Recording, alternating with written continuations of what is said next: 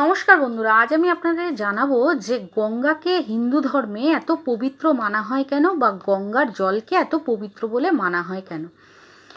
আসলে গঙ্গা হচ্ছে সবথেকে পবিত্রতম নদী। তিনি যেমন একধারে নদী, তেমন আরেক দিকে তিনি দেবীও। আসলে বলা হয় যে গঙ্গার জলে সকল মলিনতা দূর হয়। মৃত ব্যক্তির মুখে গঙ্গা জল দিলে তার আত্মার শান্তি পায়। এছাড়াও মহালয়ার দিন তর্পণ করে, গঙ্গার মধ্যে দাঁড়িয়ে তর্পণ করলে পূর্বপুরুষদের আত্মার শান্তি পাওয়া যায়।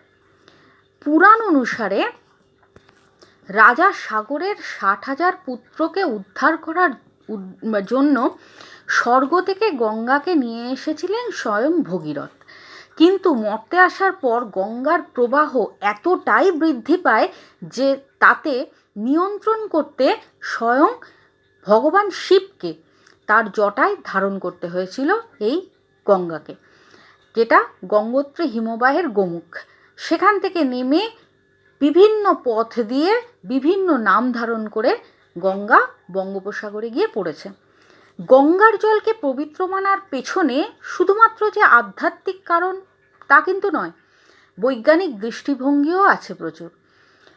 হিমালয় থেকে গঙ্গা যে সূত্রপাত হওয়ার কারণে একসাথে কি হয়, অনেক ঔষধ বা গুল্ম তার মধ্যে মেশে গঙ্গার জলে ফোস নামক একটা ব্যাকটেরিয়া পাওয়া যায়। এই ব্যাকটেরিয়া সমগ্র দূষণকে গ্রাস করে।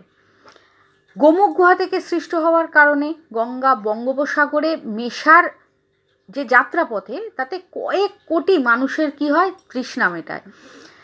তাছাড়া গঙ্গার জলে যে অক্সিজেনের পরিমাণ পাওয়া যায় তা অন্যান্য নদীর জলের তুলনায় 25% বেশি। এছাড়া বিশেষজ্ঞরা বলেন যে গঙ্গা জলে বিভিন্ন ঔষধি গুণ থাকে, যাতে রোগ নিরাময় তাতে বিশেষ সহায়ক হয়। তাদের মতে ওই জল পান করলে হাঁপানি, যাকে অ্যাজমা বলি আমরা, জ্বর, বদহজম, এসবগুলো একাধিক রোগের উপশম হয়। এছাড়া গঙ্গার জলে স্নান করলে যে শরীরের জন্য অনেক গঙ্গা জলে স্নান করা মানে শরীরের জন্য সেটা ভীষণভাবে উপকারী, যেহেতু গঙ্গা সদা প্রবাহমান, আর প্রবাহমান জলে কখনো কোনো রকম দূষণ বা দূষিত পদার্থ থাকেই না। তাই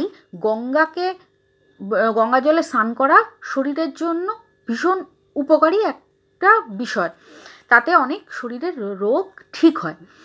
তাই হিন্দুরা গঙ্গাকে এত পবিত্র নদী বা গঙ্গাকে দেবী রূপে পুজো করে, এবং পবিত্র নদী হিসেবে তার জল আমাদের প্রত্যেকটা শুভ কাজে, এমনকি শ্রাদ্ধ, শান্তি, সকল কাজে গঙ্গার জল আমাদের জন্য অনেক গুরুত্বপূর্ণ একটা বিষয়। সকলে ভালো থাকবেন, সুস্থ থাকবেন, সাবধানে থাকবেন, আর সনাতনের সাথে থাকবেন। জয় সনাতন।